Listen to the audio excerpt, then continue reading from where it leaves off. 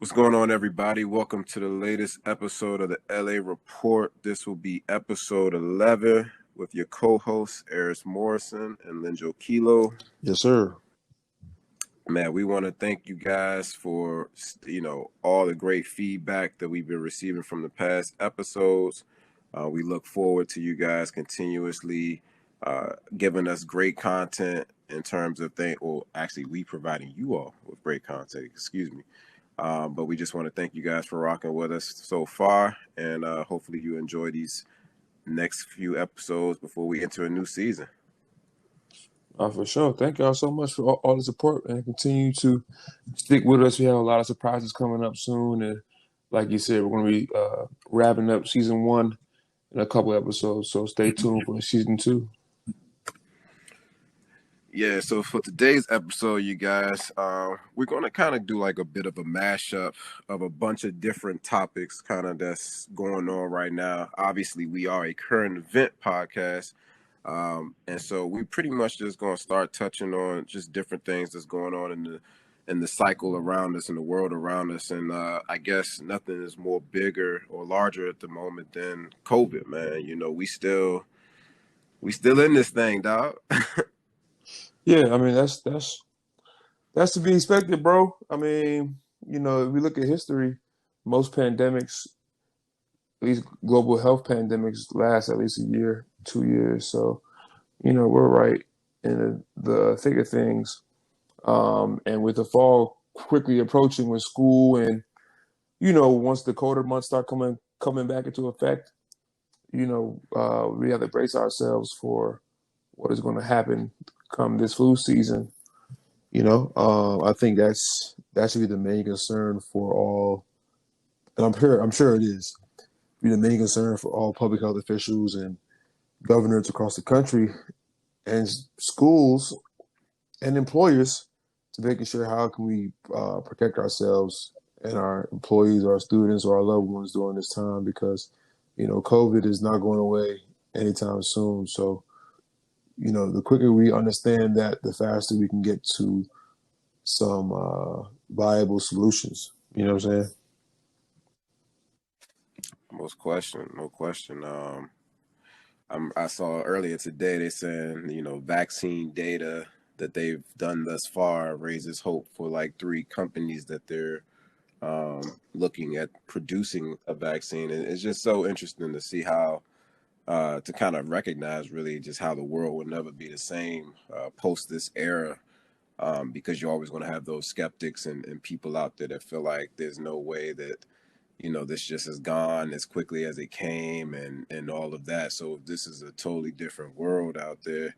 And to your point, with school getting ready to start back in the next Mm-hmm. month or so, it's going to be very intriguing to see the game plan, really. I mean, a lot of schools have already come out and said that they were going to at least do the first half of the school year up until sometime next year, if I'm not mistaken, online. So I think that's great, and great for teachers and everyone everyone around the board, because like you said, health and safety at this point, utmost premium, dog. You got to take care of yourself.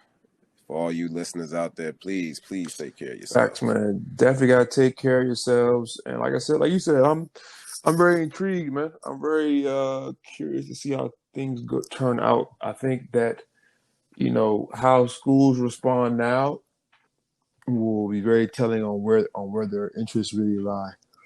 Um, but like you just said, man, taking care of yourself is key, and not only with your physical health, but with your mental health, especially in times like this where we have to adjust to a whole new lifestyle or a whole new world per se. I feel like a lot of people get caught up in their routines, get caught up in things being quote unquote normal, and then now COVID came in and wiped all that out. So now you have to adjust to a new standard of living, and that can be tough on the mental. So I really encourage everyone to take care of their mental health during this time too. Man, without question, man.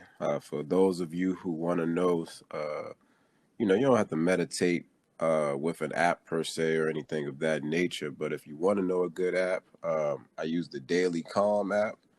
A great meditation tool, man, keeping your mental, focusing on the things you can control. So if you guys are interested, check that out. But definitely, man, and to those points about your mental health, in the coming episodes, we have, individuals who are experts and becoming experts in that field, you know, coming on to the show and just helping us figure out ways that we can cope uh, mentally, like you said, during this pandemic. And we also will be having some educators on as well, teachers coming to let us know and educate ourselves what it is behind the scenes that's going on with these schools and trying to get them to reopen and some of the challenges teachers are facing. So we look forward to bringing you those future interviews as well. Yeah, man. I look forward to it as well. I look forward to it too, man. I really, I'm interested to dive deep into that mental health discussion. Although, mental health has become such the rave now. It's good that we get some quality information and kind of riff through all the he say she say and get down to what the facts are and how they can apply to our daily lives. So I'm definitely very curious to see how that goes. Without question. So as we move forward into the show, the next thing I kind of wanted to discuss with you, man, is, like, again, everybody, this is a mashup episode. We're just going to be touching on just different things that's going on, obviously, in our community and just the world. But let's go to, a more cultural level here. What do you think about the situation with Nick Cannon, with Viacom, terminating their relationship with him, amidst the comments that he made about the Jewish community and anti Semitic language, potentially, is what they're saying. Man, it's very touchy, bro. To be honest with you, I'm completely real with you, bro. When it comes to talking about Jewish people,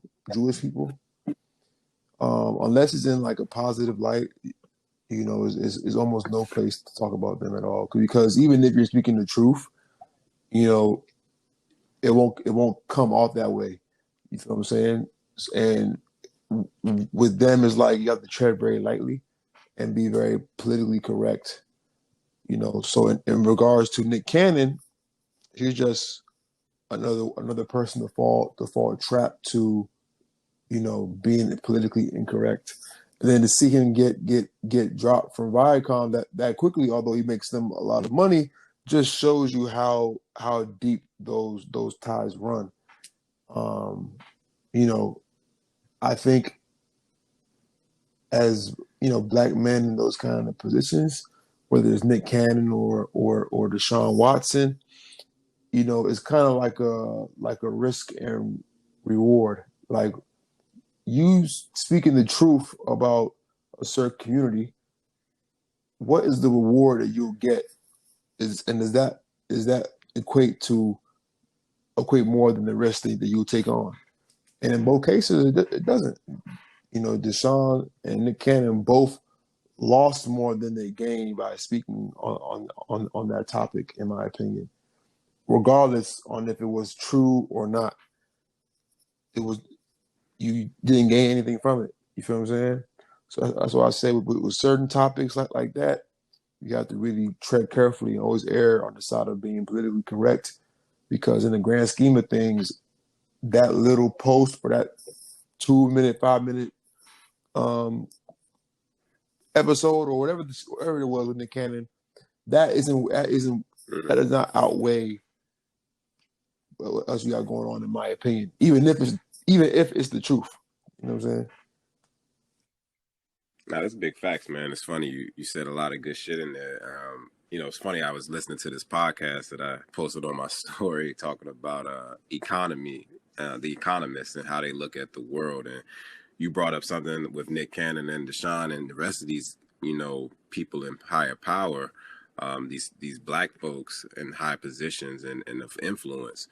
It's called opportunity cost. It's the value of, like, what are you giving up Like, what is the value of what you potentially giving up to gain something? You know what I'm saying? And that it's funny. That was exactly a perfect situation, example of it. But you touched on it quite a bit. So like, I think kind of Charlemagne kind of summed it up very well when he was like, and to your point, what is there to gain? That's up for Nick Cannon and the rest of these guys to to answer. What is it to gain from the situation versus what they could potentially lose? But like for Nick Cannon and people like him in media, it like Charlemagne basically said, it goes to show why it's important for Black folks to have our own shit as an option and outlet where we can say the things that we want to say without having the backlash of being let go or fired or whatever the case may be for speaking these truths, right?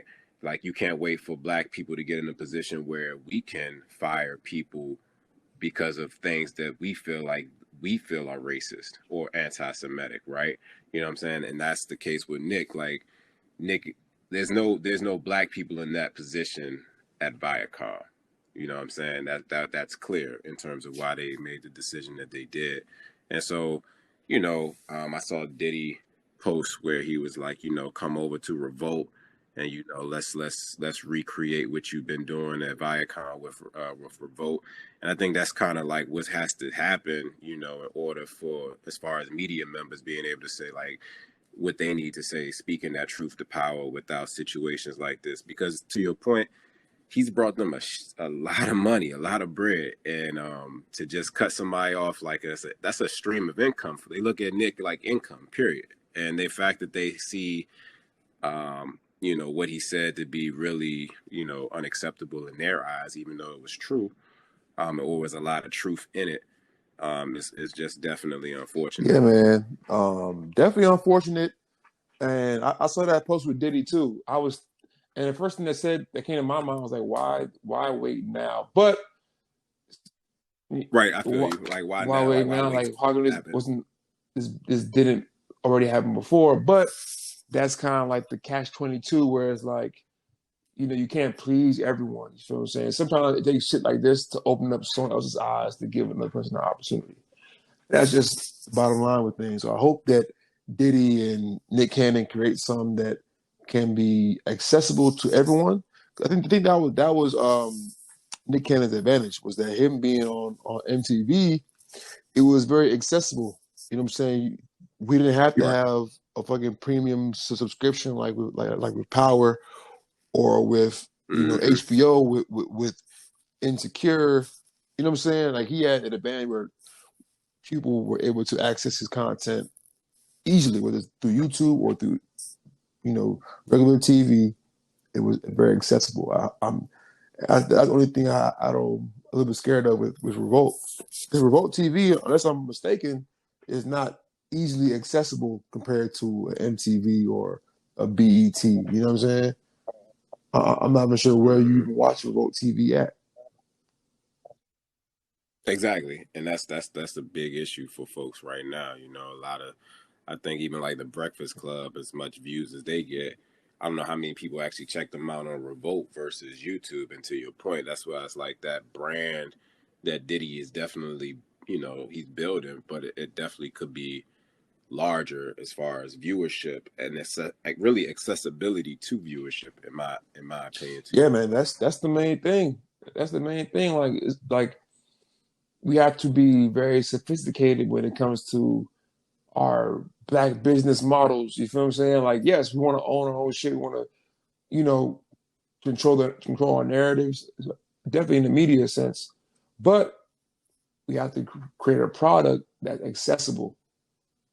That's the next Right. step. It's like, cool, we got Revolt, we got our own station, we got our own shit, but now it's time to make it accessible. You know what I'm saying? Are we gonna have our people have to jump through hoops just to watch our regular daily shows? And in today's society, the way that human beings are set up in terms of like having really short attention spans is not lending to your best interest to have them jump through hoops just to watch your network. You know what I'm saying? Big facts. So, like I said, man, even though Nick is going to be all right, clearly, I mean, I'm hoping that he has some type of ownership in Wild 'N Out. I mean, I really hope that's the case. If not, I know he can definitely recreate a product just like it. I mean, it was basically his shit. So, but with that, I guess we can go in and transition into some other news. Um, we're speaking about, yes, we're gonna do it with a twist. We're gonna speak about this Tory Whew. Lanez and Meg The Stallion. Uh, we're gonna call it a debacle, Debacle. right That's definitely a good word to use, bro. now.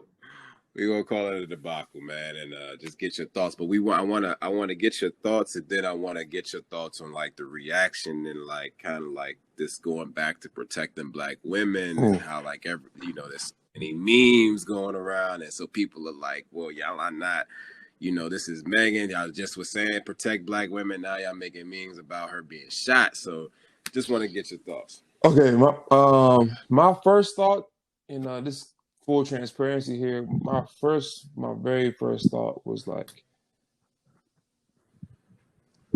y'all tall women gotta leave these short niggas the fuck alone. It's nothing but trouble, man. It don't look right. First thought, Doc? First First thought thought? was like, it don't look right. You know what I'm saying? Second thought is like, how can he handle you properly? Like, you need a taller guy. Second thought was, okay, damn, she really got shot. I hope she's okay. Like, I hope she's, you know what I'm saying, like, not in a life threatening situation, which I'm reading now that she's not necessarily like bleeding to death or have like life threatening surgery or stuff like that. So she'll be fine. And then my third thought was, what the fuck were they doing for there to be guns drawn and then guns fired? You know what I'm saying? Um, Uh, I'm like, I'm still waiting for that story. Like, what the fuck was the story for him for the gun to even be out? I was hoping that maybe someone tried to rob him and he tried to pull out the gun and protect her.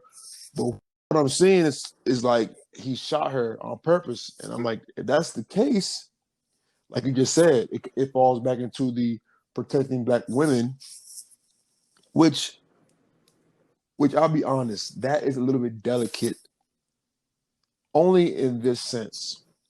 I say it's delicate because you Very like delicate. with us joking about Tory Lane, joking about Megan, a lot of people, I'll speak for myself. When I think about protecting black women, of course, this situation will definitely fall in that category, but that's not initially what I'm thinking about. To be honest, like I'm not looking at the Tory Lanes and Megan, and I'm not going to use that example as this is why black men don't protect black women. That's not what I'm going to use as an example. You know what I'm saying? I think a lot of people like to latch on to, I guess, social media stories and try to use that as validation to shit on black men. Like, oh, this is why black men don't, blah, blah, blah, blah, or this is blah, blah, blah, blah. Like, nah, like I have enough awareness to compartmentalize this like this. Black women need to be protected at the utmost level. Tory Lanez and Megan, this is not a viable example or big, not viable, a big enough example for me to say this is why why black men don't protect black women. Like that's not. I'm not going to throw this example into that mix because there's already enough in that mix we have to deal with anyway. I even look at this as an individual case.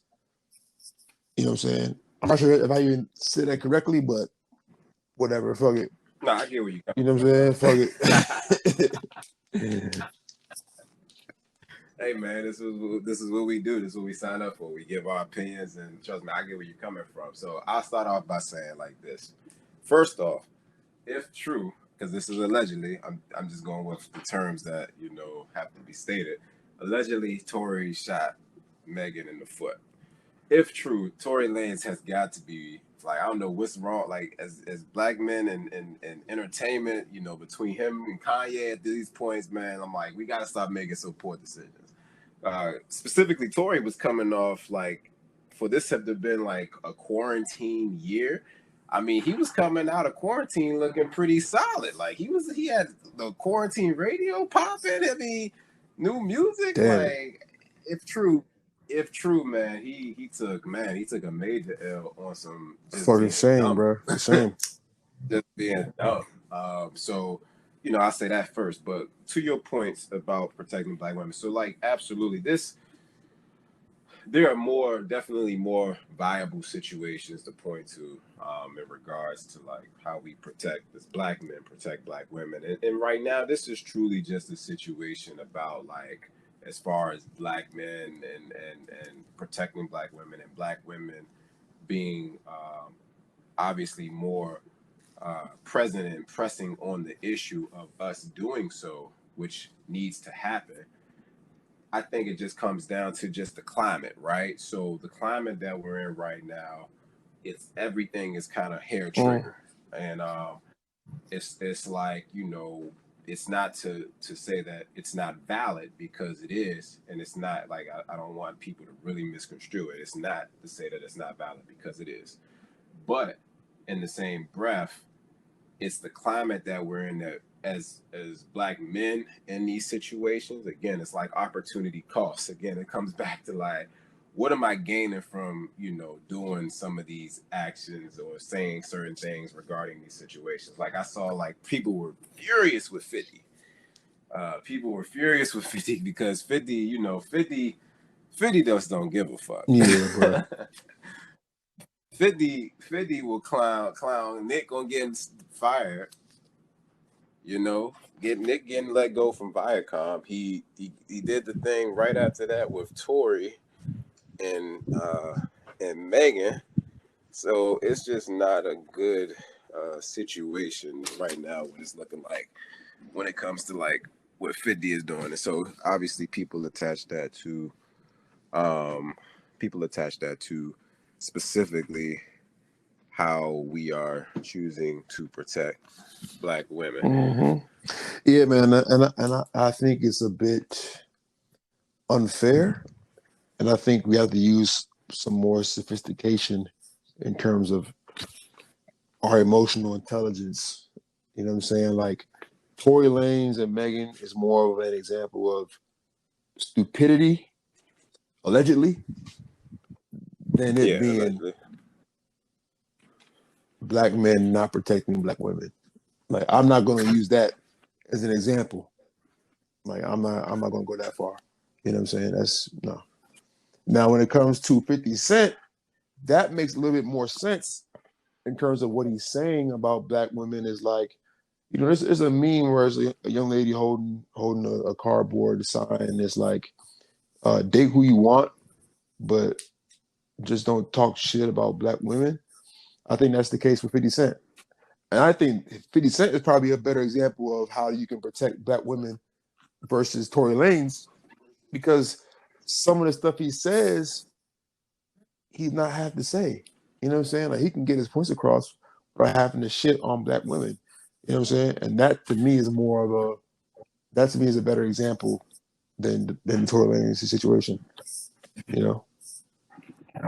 Absolutely. I mean, I agree with you there. So, hopefully, man, in the coming days, we'll find out more details.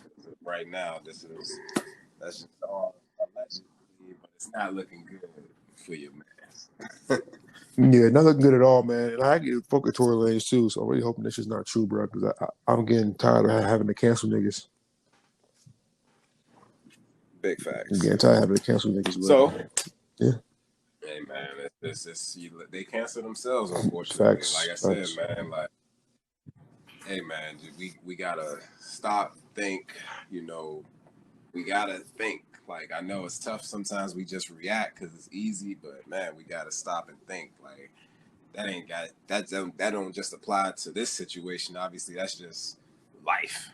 But as we continue with the show, man, we got sports coming back. NBA at the end of the month, supposedly, until they throw the ball up in the air, man. I don't know. This is this shit can go either way too. We got the NFL we gotta say congratulations to our guy Patrick Whew, Mahomes, man, breaking the whew. bank. He's he's man, he's gonna probably end up making $500 million at the end of the day because I think ultimately with his skill set and his talent, as long as injury doesn't play a part of it, man, you know these contracts get crazier and crazier, and the money go up. They probably gonna look like a steal of a deal if they don't just restructure his contract. So he's we gotta say congratulations to him because he's a very, I mean, you talk about generational wealth. $500 million playing football for like 10 years. Yeah, and yeah. So shout out to Patrick Mahomes, man, for getting that fucking chicken. It's kind of crazy because he's only 24, so that's 10. Right. That's That's why I said 10 years. That nigga be 34, dog. I'm about to be 30 in like fucking two. that nigga can really make. He can really make $1 billion in contracts, bro. Because That's QBs are playing well into their 40s now at a high level, and to be honest, Patrick Mahomes probably is in terms of like talent. He's probably one of the best to ever do it in terms of talent. oh, So big it's like facts. No question. you give him these 10 years. He's 34. He's like a couple years or maybe a year or two out of his prime Gotta think he's already won a already, Super bro. Bowl. Listen, man.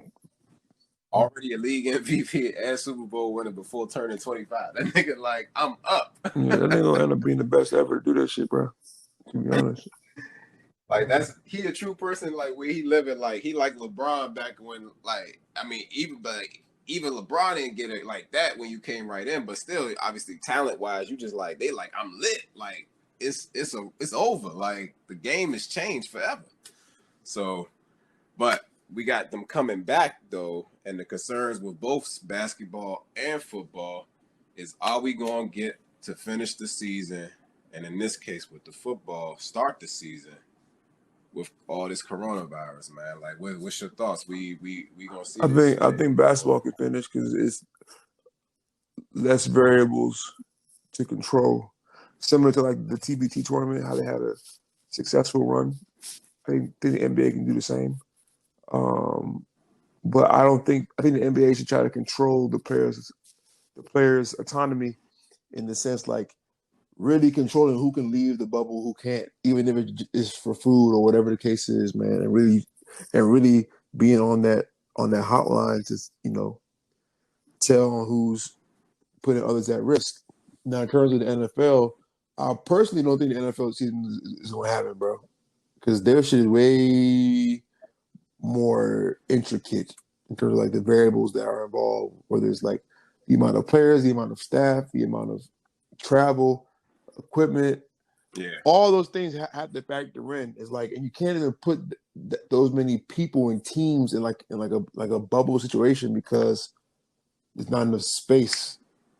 You, it's just too many guys. yeah, No, yeah. I agree with you, and it's gonna be an interesting dynamic. I agree that the NBA has a great chance to finish this season. Hopefully, we get to crown a champion this year. So it's gonna be very exciting because I think I'm falling in line with a lot of with the thinking that this will be probably the hardest championship to win, potentially in both sports. When you consider specifically more so the NBA, just because they've had like a 5 month layoff, which is just crazy to even think about. Like they've had an all off season layoff that they about to come back for. So this would be a great opportunity to see, who really this is about to be like a who really wants it playoffs. I mean, outside of God forbid any of the stars come down with the virus, but like you said in football, I don't know. I think there might be. I mean, I just read something today. Now the NFL they're thinking about canceling preseason. They think they're gonna have players tested. Like I think they said players tested every day. Or yeah, I think they said every day. Hmm. Which is like you. First of all, that just goes to show you they got tests available. They're gonna be testing niggas every Yeah, day. that's that right there can't go unnoticed because there are a lot of hospitals across this country that are suffering when Facts. it comes to like getting test results in and out. in a timely fashion, suffering when it comes to PPE, suffering when it comes to staffing. Like just in California, nurses went on strike because of the inadequate amount of PPE, and then that creates an issue for the hospitals because now they have no staff to take care of the influx of patients that are coming in. You know what I'm saying? And that's happening in California. And California is what, top two, like probably number two in the nation in terms of confirmed COVID cases. Number two right now. New York is probably number one. So you have that kind of situation happening across the country, but then these NFL teams have enough resources to get tests done every day, results done the same day. That just creates more of a political whirlwind, in my opinion. Like it's not a good look. Nah, it's not a good. It was never going to be a good look. But the reality of those situations, as they all come, and as far as the image, again, it's not going to be a good one.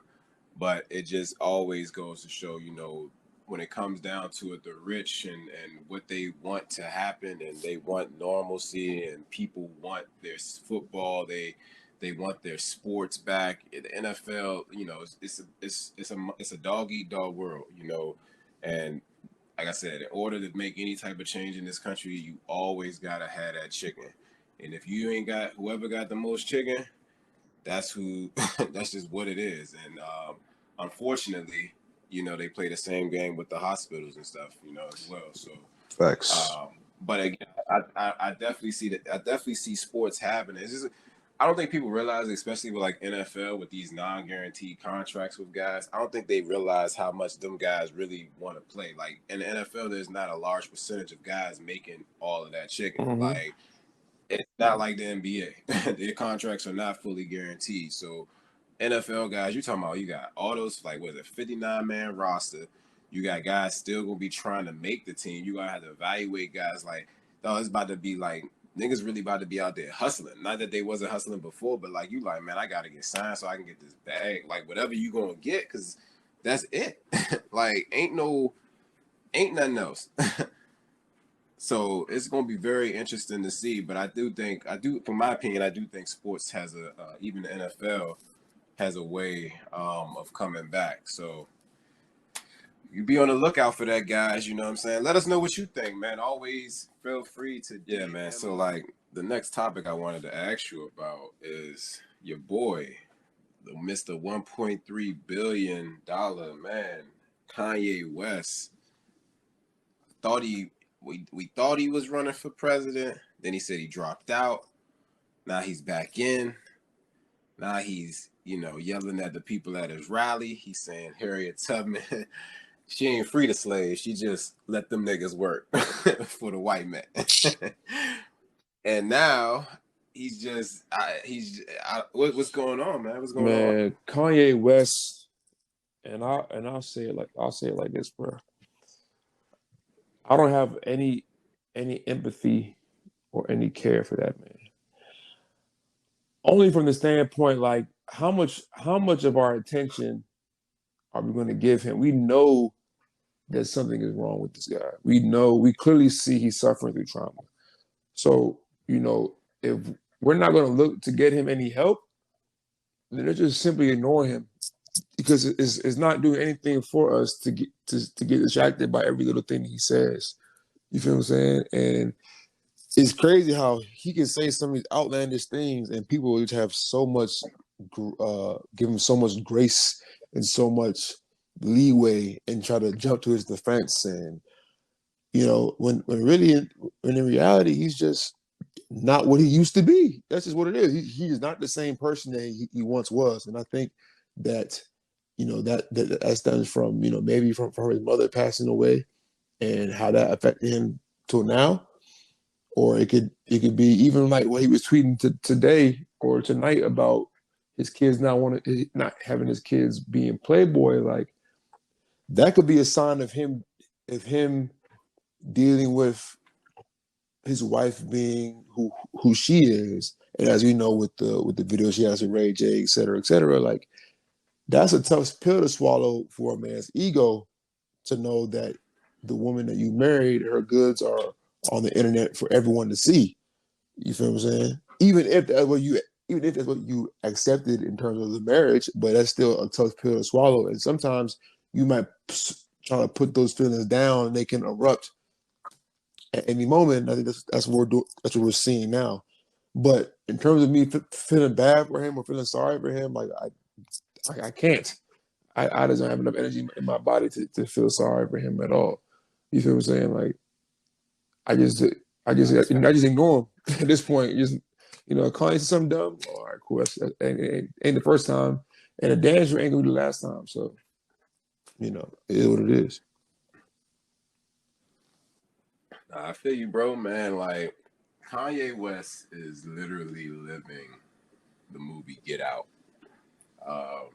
Like it's like when you could really think, like I don't think people understand the trajectory Kanye was on early in his career, and like to where he is now. And to your point, he had a couple traumatic experiences actually, but the main one being that his mom passed, and a lot of people attribute that to being like the beginning of the end of how we knew Kanye. And you see, like, on levels, I think why people extend that grace. Not saying that it's right, because I'm with you. I mean, like, it's like people hold on to the fact of who he once was. It's like, how do you fall so far from who you once were, the things you stood for, and the things you said, and the things you meant, with you spoke with conviction and passion about? How do you fall that far and so different to who you are now? And I think that's why people hold on to that grace, and then they look at the fact that he once was broke. This nigga filed for bankruptcy, which doesn't necessarily mean you broke. It just means you you ain't trying to keep having everybody that you got to pay come after your shit. But he did file for bankruptcy, only to then turn Yeezy into making him a billionaire. So I think people hold on to that, that grace that who he once was, and seeing him come out of this situation, and they're like, man, I don't want to believe this nigga Ye like really just out here like this bad. Like every is like, but that's who he is at this point. Like the things that he say, is so sad and yet so scary. It's like you can see why him and Trump are friends, because they just say things without there being real logic behind them. Just as more so, I feel this way, so now I'm just gonna say this shit, and that's fine. But when you're wrong and there's no basis for what it is that you're saying, then you just gotta shut the fuck up and let a person be like, "Dog, you." I mean, I know that's how you feel or whatever, but like what you saying makes no sense. So you just gotta like, and it's factually makes no sense. So you just gotta let it go.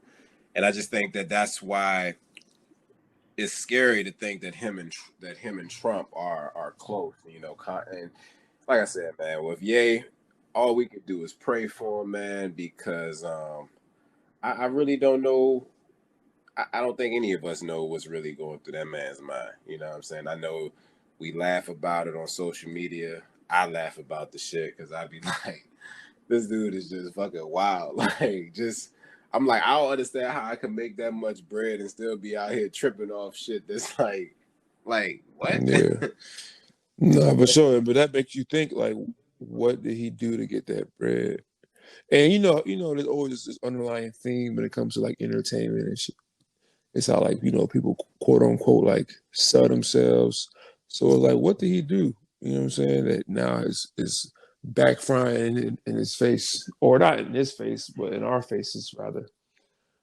But overall, man, Yeah, Kanye West, bro. I mean, I have no feelings for this. Yeah, prayer, prayer, bro. Pray for him, man. prayer. Yeah, prayer for all. Like this, man. Listen, they say you never know God is all you need until God is all you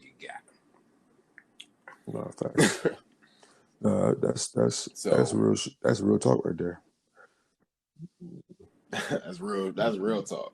You ever notice? I was like, just as an aside, as we wrap this episode up, you ever notice when people go through shit when they got it, like when they scared to death, they don't say nothing like, "But God help." They just yell whatever the first thing on their mind. They like first thing they yell is Jesus, Hmm. God. Help me, Right. save me, Lord. Please don't let Right. me Right. Right. Right. die. And that's actually funny you say that. Yeah, that speaks to a deeper psychology. That I was talking to someone about this a while ago, and I was like, even if I feel like deep down in everyone, even if you don't, I guess, necessarily believe in God or believe in the Bible and stuff like that, but like I feel like in deep down in everyone's heart, they know that there is a supreme being. And when you come to those kind of moments where it's like life and death, and the first thing that comes to your mind is God help me or Christ help me or you know what I'm saying? Like out of all everything Yeah, else in yeah. your mind, it could be God comes out first, and you could be the most unbelieving person. That just shows me that God is really real because everyone acknowledges His presence at some point. You feel what I'm saying? Oh, Regardless of big fact. where you fall in that spectrum of belief and non-belief. You know what I'm saying? So Oh, that's facts. yeah, Big yeah. facts. So it's kind of funny you say that, man. It's like even with the talking about God and talking about religion and stuff like that, especially like Christianity versus the Bible and stuff like that. It's very touchy. It's not easy Oh, to digest. You know what I'm saying? Especially when you start really reading the Bible for what it is versus what someone had told you what it is. Then a lot of mm-hmm. folks don't want to confront that or deal with that.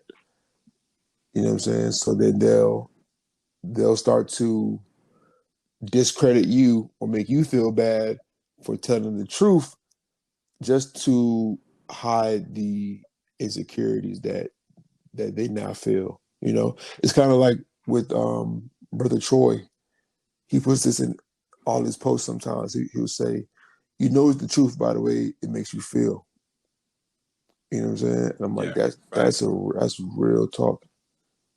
Like real That's real. talk. Like in your spare time, have a conversation with someone about, I guess, a touchy subject, but just present all facts and watch them get defensive and watch them get like enraged or filled with emotion. That's because it's the truth. Nah, nah, that's big facts, dog. Like, and I, like I said, for those of you out there, we hope that you all believe in a higher being. We here, we definitely do believe in the Lord. But the whole point of me bringing all of this out was just like I said, man. We living in crazy times, man. We don't know what tomorrow may bring, so all we can do is pray, thank God for the day, and like hey, man, thank God for your mental health, your peace of mind. Waking up in your right mind. All these things. We just wanted to hit you guys with some encouragement. You know what I'm saying? As we all push through 2020. Hmm. Yeah, I mean, on a positive note, 2020 is almost over. We have, you know, a little bit over 4 months, and then we're out of this year. So stay encouraged. 2020's been rough, but it's got a chance to rebound. That's the part about life that's so that's beautiful about it too, though, man. As we wrap up, just to your point, we have an opportunity, man. It's halfway done, but it's got a chance to rebound. I mean, it's tough. This is gonna be a tough rebound off the No, no last. question. You definitely got to Like box it out. ain't. You definitely got to box out, man. And that also brings you to another quick point. When you say, like it's the rebound, have to box out. Like boxing out is all about preparation. That's boxing out is like you seeing the shot go up, and you're like, okay, this shot might be a miss. Let me go ahead and do my work early and put a body on someone. And that relates to Yeah. this year as in like this is a year of harvest. This is a year of saving your money. This is a year of putting more time into your passion, your craft, or any kind of businesses you want to get into, whether it's reading, self improvement, whether it's physical, whether it's like your fitness or your stretching, or mental with your reading. Like this is a time of harvest where you better yourself so that once 2021 comes out, you can hit the ground running with a plan and the resources to fulfill that plan. I highly encourage everyone, don't get stuck in complacency talking about, oh, I'm dealing with the pandemic. You can't tell me how to deal with the quarantine. Please do not fall into that trap of discouragement and complacency. This is the time to be proactive in whatever you want to do. You feel what I'm saying? So, yeah. Hey man, I don't think there's any better way to end this episode. Once again, we thank you guys for listening. Again, episode 11.